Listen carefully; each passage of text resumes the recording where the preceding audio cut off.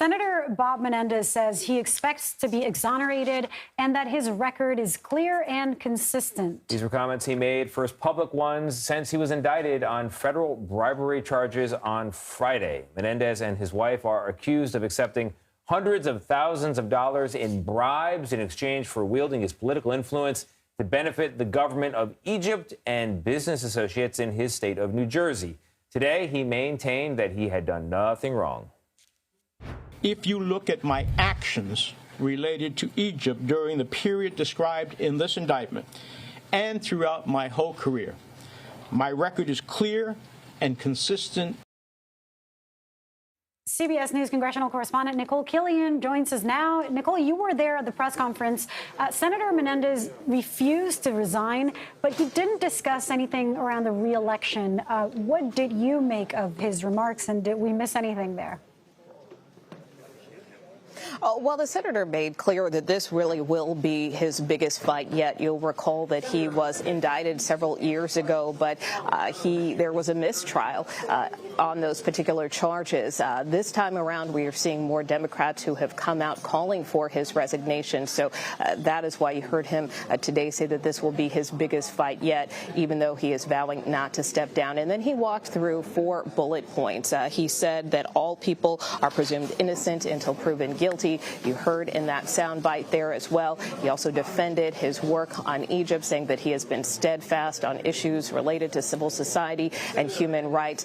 Perhaps most notable because for those who have seen the indictment and some of these pictures, he did address some aspects of that indictment head on with respect to a lot of the cash that was discovered by investigators, saying that, you know, he has withdrawn thousands of dollars in cash, that he's just old fashioned, and that there was nothing unusual about that. Now, there were also gold bars, pictures of gold bars in that indictment. I asked him on the way out, where did those gold bars come from? He did not answer any questions, but certainly does raise a lot of eyebrows for those who went through that 39-page indictment. And then lastly, we heard the senator reaffirm his support for his constituents, many of whom were standing behind them, talking about the billions of dollars in money and federal aid that he has helped bring to the state, whether that was for Superstorm Sandy, whether that was for the pandemic, and vowing to return to Washington. He said that he is very well aware of the threat of a potential government shutdown. He thinks it's important to be back in Washington,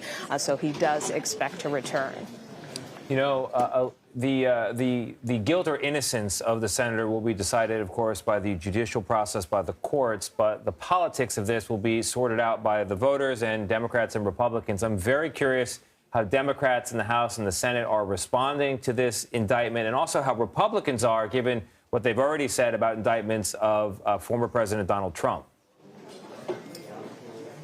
Well, as I mentioned, you know, a number of Democrats have come out calling on the senator to resign, which is a little different than what we saw when he faced bribery charges a couple of years ago. And this is everyone from the governor of New Jersey, Phil Murphy, to the majority of the New Jersey congressional delegation. We still have not heard, for instance, from New Jersey Senator Cory Booker on this. And, of course, his son is a member of the congressional delegation, one of the few members, of course, still voicing support for his father.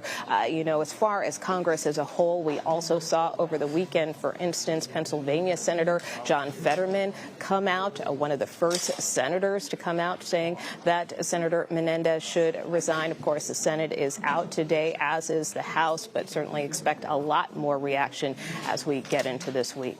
And not much reaction from Republicans, who were saying that the Department of Justice was biased in prosecuting former President Donald Trump. Yeah. Yeah, well, again, I would just say simply because Congress has been out, you know, sometimes people are more vocal on social media, whereas others, obviously, when they find reporters like myself in the halls, you know, they're faced with these issues and they have to respond. I mean, I think it's also notable that you do have a case right now in the other chamber surrounding, for instance, Congressman George Santos, a Republican, completely different set of charges here. But, you know, we did see some members of his party break with him, although so far the speaker has yet to do that. We have not seen him expelled from Congress, but we did in the case of Senator Menendez and these charges that he faces. We have seen some actions taken by the majority leader, most notably that Senator Menendez has to step down as chairman of the Senate Foreign Relations Committee. That obviously will be a position that has to be filled. So, there are consequences to this indictment, even though the senator today again said that he should be presumed innocent. And on those consequences, Nikole, Democratic Congressman Andy Kim has already said that he will run against Menendez. What does a re-election bid look like for him? Well, I think it remains to be seen. I mean, as we know, the Senate map is not necessarily favorable for Democrats. Obviously, New Jersey, we have seen it go a number of ways, both blue and in some cases red with respect to past gubernatorial contests. So this could be an opportunity potentially for Republicans. But as you mentioned, in terms of Congressman Andy Kim, he is one who has been out front, came out over the weekend saying that he would challenge the New Jersey senator. Again, the senator not addressing his re-election future at this time, but certainly those questions are likely to continue. All right, Nicole Killian in a room with a lot of activity there in Union City, New Jersey. Nicole, thank you very much.